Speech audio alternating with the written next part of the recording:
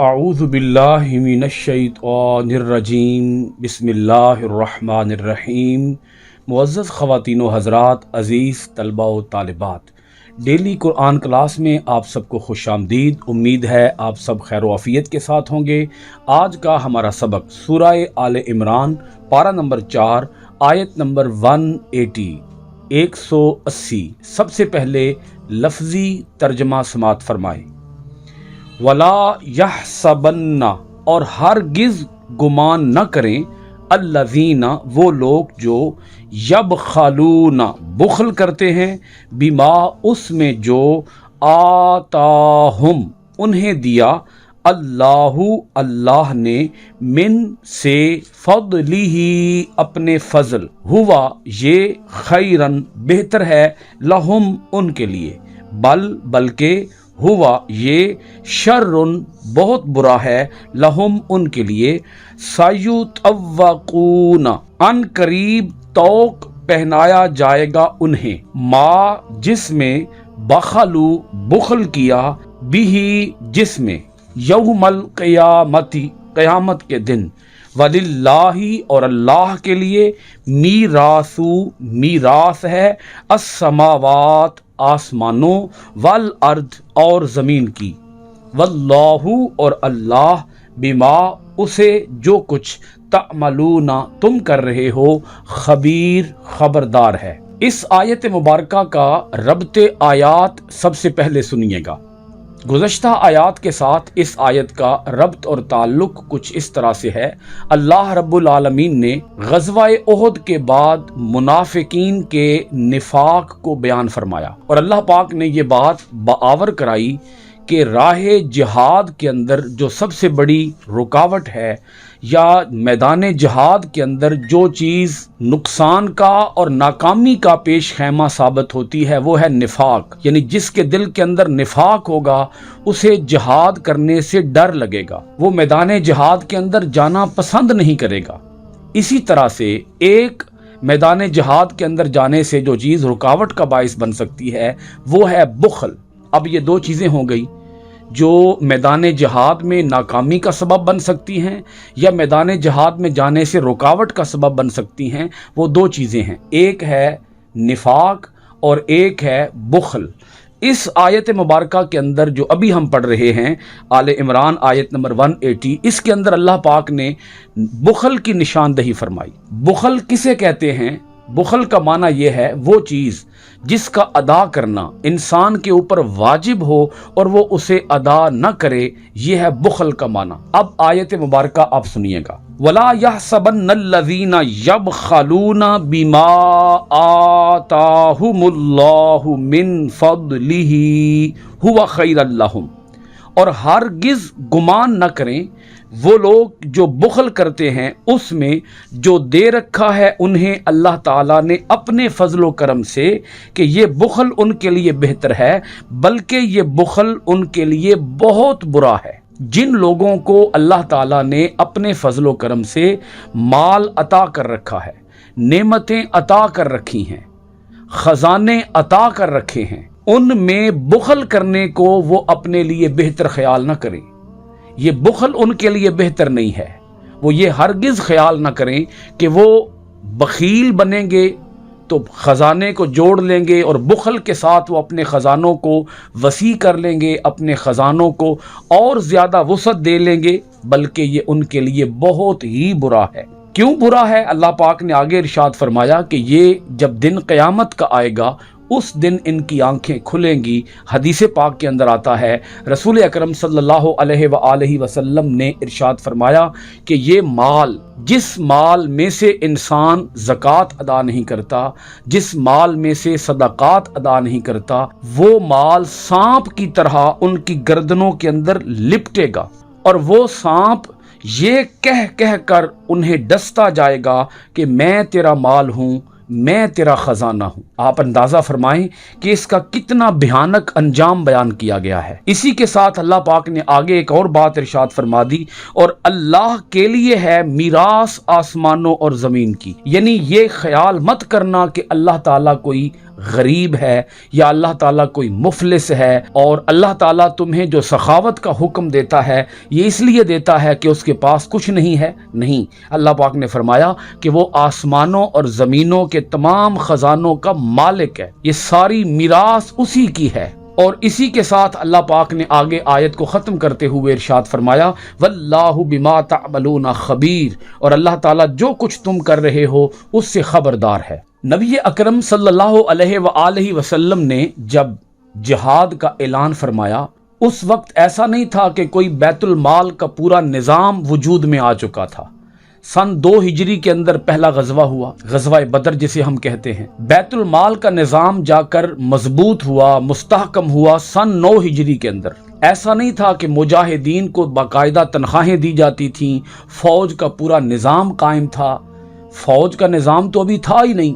رسول پاک صلی اللہ علیہ وآلہ وسلم صحابہ اکرام کے دلوں کے اندر انفاق پیدا کرتے تھے، راہ خدا میں خرچ کرنے کا جذبہ پیدا کرتے تھے۔ صحابہ اکرام کے اندر یہی جذبے موجود تھے کہ وہ اللہ کی راہ میں خرچ کرتے تھے، بے دریغ خرچ کرتے تھے۔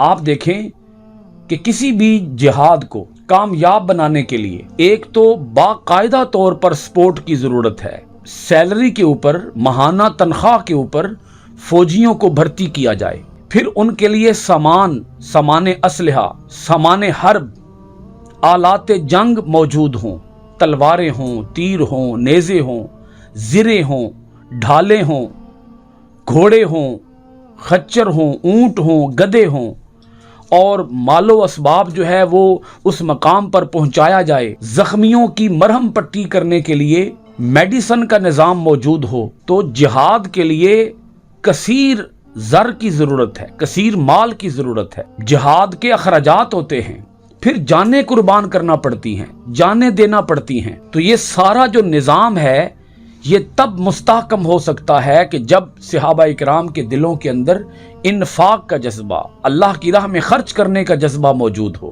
حق کی سربلندی اور کفر کی سرکوبی، کفر کا خاتمہ یہ تبھی ممکن ہے کہ جب صحابہ اکرام بے دریغ راہ خدا میں خرچ کریں۔ تو جو منافقین تھے وہ بخل سے کام لیتے تھے، اب ان منافقین کو اس بخل سے روکا جا رہا ہے کہ تم صدقے دل سے ایمان لاؤ، سچے دل سے ایمان لاؤ اور راہ خدا کے اندر خرچ کرو، تاکہ جہاد کے کام کو مستحکم بنایا جا سکے، مضبوط بنیادوں پر اس نظام کو کھڑا کیا جا سکے، اور آنے والے مارکہ ہائے جہاد کے اندر کسی قسم کی تنگی کا سامنا نہ ہو، مشکل کا سامنا نہ ہو، سامان حرب، آلات جنگ کی کمی کا سامنا نہ ہو۔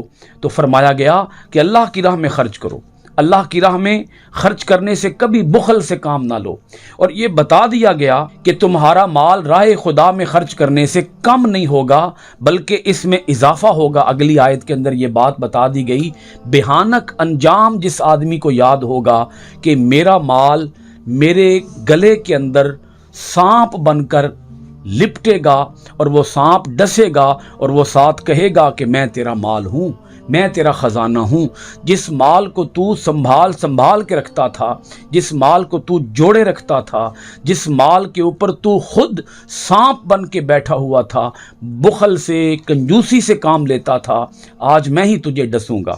سورہ آل عمران کی آیت نمبر 181 سنیے گا، لقد بے شک، سامع سنا، اللہ نے، قولا بات، الذین ان لوگوں کی جنہوں نے، قالو کہا، ان اللہ فقیر، ان بے شک اللہ فقیر مفلس ہے، ونحن اور ہم، اغنیاء غنی ہیں، سنکتب ہم لکھ لیں گے، ما جو، قالو انہوں نے کہا، وقتلہم اور ان کا قتل کرنا، الانبیاء انبیاء کو، بغیر حق بغیر حق کے، وَنَقُولُ اور ہم کہیں گے، ذُوقُوا اب چکھو، عذاب الحریق آگ کے عذاب کا مزہ۔ معزز سامعین کرام، اس آیت مبارکہ کا تعلق ایک واقعے کے ساتھ ہے، اس کا ایک بڑا خاص شان نزول ہے، وہ بھی عرض کرتا ہوں، لیکن اس آیت کا تعلق ابھی ہم نے جو آیت پڑھی ہے اس کے ساتھ بھی ہے۔ آپ پہلے اس کا شان نزول سن لیجئے۔ حضور نبی کریم صلی اللہ علیہ وآلہ وسلم نے حضرت صدیق اکبر رضی اللہ تعالی عنہ کو یہود کے ایک قبیلہ جس کا نام ہے بنی قینقاع، کے پاس اپنا خط دے کر بھیجا جس میں ان کو اسلام کی دعوت دی گئی تھی، نماز اور زکوٰۃ کے متعلق تاکید کی گئی تھی، اور اسی خط کے اندر یہ بھی تحریر تھا ان یقرض اللہ قرضا حسنا، یعنی اللہ تعالیٰ کو قرض حسنا دیں، یعنی نیکی کے کاموں میں مال خرچ کریں۔ اس پر ان کے ایک منہ پھٹ شخص جس کا نام تھا فخاس بن آزورہ نے از راہ تمسخر کہا کہ اللہ مفلس و نادار ہے، اسی لیے تو ہم سے قرض مانگ رہا ہے۔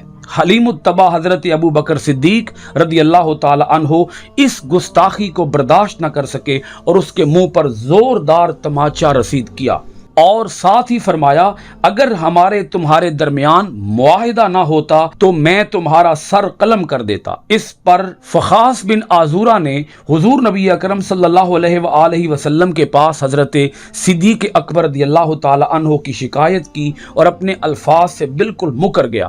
اس وقت اللہ رب العالمین نے یہ آیت نازل فرمائی اور اللہ پاک نے اس کا جواب دیا کہ یہ کہتا ہے، فخاس بن آزورہ کہتا ہے کہ میں نے یہ بات نہیں کہی، حالانکہ اللہ پاک نے فرمایا اللہ نے خود یہ بات سنی ہے جو کچھ ان لوگوں نے کہا۔ انہوں نے کہا ان اللہ فقیر، اللہ فقیر ہے، اللہ مفلس ہے، ونحن اغنیاء، اور ہم غنی ہیں۔ استغفر اللہ، معاذ اللہ۔ منافقین کا وتیرہ یہ تھا کہ وہ اللہ تعالیٰ کی آیتوں کا مذاق اڑاتے، اللہ تعالیٰ کی آیتوں کا ٹھٹھا کرتے اور لوگوں کے ذہنوں کے اندر شکوک و شبہات پیدا کرتے۔ یہ جو اللہ تعالیٰ کی آیت بھی ہے، اللہ پاک فرماتا ہے اللہ کو کون قرض حسنہ دے گا۔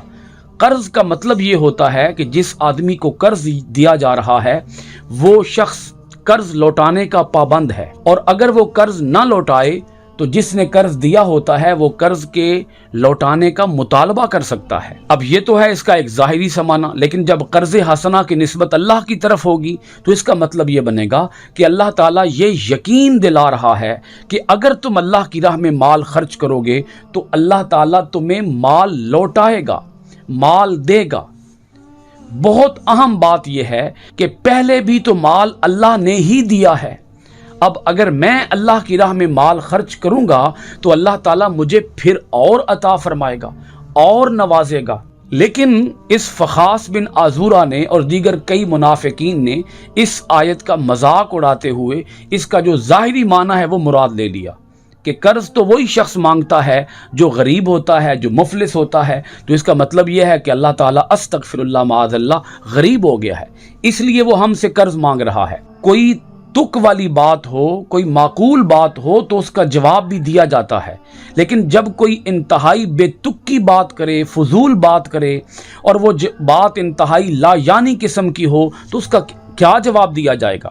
اللہ رب العالمین نے اس اعتراض کو یہاں ذکر کیا ہے لیکن اس کا کوئی جواب نہیں دیا ماں سوائے اس بات کے کہ ہم اس بات کو لکھ رکھیں گے۔ یہ اتنی بڑی بات اللہ پاک نے ارشاد فرما دی ہے کہ جس کو سن کے پتا پانی ہو جاتا ہے، جس کو سن کے انسان کے پاؤں کے نیچے سے زمین نکل جاتی ہے۔ اللہ پاک فرماتا ہے کہ جو کچھ انہوں نے کہا ہے ہم اس کو لکھ رکھیں گے، کیونکہ یہ دنیا دار العمل ہے اور آخرت دار الجزا ہے۔ یہاں تو ہم ان کی فائل نہیں کھولیں گے، لیکن جب دن قیامت کا آئے گا تو ہم اس فائل کو کھولیں گے۔ اس نے جو کچھ کہا ہم نے وہ فائل کے اندر لکھ دیا، وہ فائل کھول لی جائے گی قیامت کے دن، اور یہ بات وہاں لکھی ہوگی اس کے نامہ اعمال کے اندر، جو کچھ اس شخص نے کہا یا جو کچھ اس کے پیروکاروں نے کہا کہ اللہ غریب ہے اور ہم غنی ہیں۔ اللہ پاک نے اس بات پر اس قدر ناپسندیدگی کا اور جلال کا اظہار فرمایا کہ اللہ پاک نے فرمایا یہ بات تو ایسے ہی ہے، یہ جرم اتنا بڑا جرم ہے وَقَتْلَهُمُ الْأَنْبِيَاءُ، کہ جیسے کسی نبی کو قتل کرنا ہے ایسے ہی اللہ رب العالمین کی کسی بات کا مذاق اڑانا ہے۔ اللہ پاک نے یہاں دونوں باتیں واضح فرما دی کہ یہ وہ بد نصیب لوگ ہیں، یہ وہ بدبخت لوگ ہیں کہ جنہوں نے اللہ کے نبیوں کو ناحق قتل کیا ہے۔ یہ بات بھی اللہ پاک نے سنا دی اور اسی کے ساتھ یہ بات بھی ارشاد فرما دی کہ ان کا یہ جو جرم ہے یہ اتنا بڑا جرم ہے کہ اس کو انبیاء کے قتل کے برابر جرم سمجھا جائے گا۔ دونوں جرائم کی اللہ پاک نے یہاں وضاحت فرما دی کہ یہ وہ بدقسمت بد نصیب لوگ ہیں کہ جو اللہ کے بارے میں نازیبا باتیں بھی کرتے ہیں، اللہ کی شان میں گستاخی کی جسارت اور جرت بھی کرتے ہیں، اور ان کی بے باکی، ان کی ڈھٹائی اس حد تک آگے جا چکی ہے کہ یہ انبیاء کرام کے بھی قتل سے باز نہیں آتے۔ اللہ پاک فرماتا ہے جب دن قیامت کا آئے گا تو ہم انہیں اس عذاب کا مزہ چکھائیں گے۔ اللہ پاک فرماتا ہے اس دن ہم ان سے کہیں گے لو تم دنیا کے اندر کہا کرتے تھے کہ اللہ تعالیٰ فقیر ہے اور ہم غنی ہیں، اور تم نبیوں کو ناحق قتل کیا کرتے تھے، پھر ان کو بدلہ دیا جائے گا، عذاب سے دوچار کیا جائے گا، اور ہم کہیں گے کہ چکھو اب عذاب کا مزہ۔ یہ جو جرم تم نے کیے، اتنے بڑے بڑے جرم، اتنی تمہاری بے باکی اور اتنی تمہاری دیدہ دلیری، ذالک بما قدمت ایدیکم، سورہ آل عمران آیت نمبر 182، ذالک بما قدمت ایدیکم، یہ بدلہ ہے اس کا جو آگے بھیجا تمہارے ہاتھوں نے، ذالک یہ، بما اس کا جو، قدمت بھیجا ہے، ایدیکم تمہارے ہاتھوں نے، یہ ہے اس کا بدلہ۔ وَأَنَّ اللَّهَ اور بے شک اللہ، لیسا نہیں ہے، بِظَلَّامٍ ظلم کرنے والا، للعبید اپنے بندوں پر۔ اللہ تعالیٰ ظلم نہیں کرتا، اللہ تعالیٰ کسی کو ناحق سزا نہیں دیتا۔ یہ جو کچھ تم آج، اللہ پاک فرماتا ہے قیامت کے دن جو کچھ تم جہنم کے عذاب کا مزہ چکھ رہے ہو، یہ بدلہ ہے تمہارے ان گناہوں کا جو تم دنیا کے اندر کر کے آئے، تمہارے وہ جرائم جن جرائم کو کرنے سے تمہیں ذرہ برابر ڈر بھی نہیں لگتا تھا، اور تم دھڑلے سے، بے خوفی سے، اور تم بڑی جرت سے یہ جرائم کیا کرتے تھے۔ اتنے بڑے بڑے جرائم کا جب تم ارتکاب کرتے تھے تو اتنا بڑا عذاب دینا اللہ تعالیٰ کا ظلم نہیں ہے، بلکہ تم نے خود اپنی جانوں پر یہ ظلم کیا۔ سورہ آل عمران آیت نمبر 182 کے ساتھ آج کی کلاس ختم ہوئی۔ انشاءاللہ العزیز آئندہ ڈیلی قرآن کلاس میں حاضر ہوں گے آیت نمبر 183 کے ساتھ۔ دعا ہے کہ اللہ کریم ہم سب کو قرآن مجید معنی، ترجمہ، تفسیر اور تشریح کے ساتھ پڑھنے، اس پر عمل کرنے اور قرآن کے آفاقی پیغام کو دنیا کے کونے کونے میں پہنچانے کی توفیقات خیر عطا فرمائے۔ آمین ثم آمین۔ بہت شکریہ۔ السلام علیکم ورحمۃ اللہ وبرکاتہ۔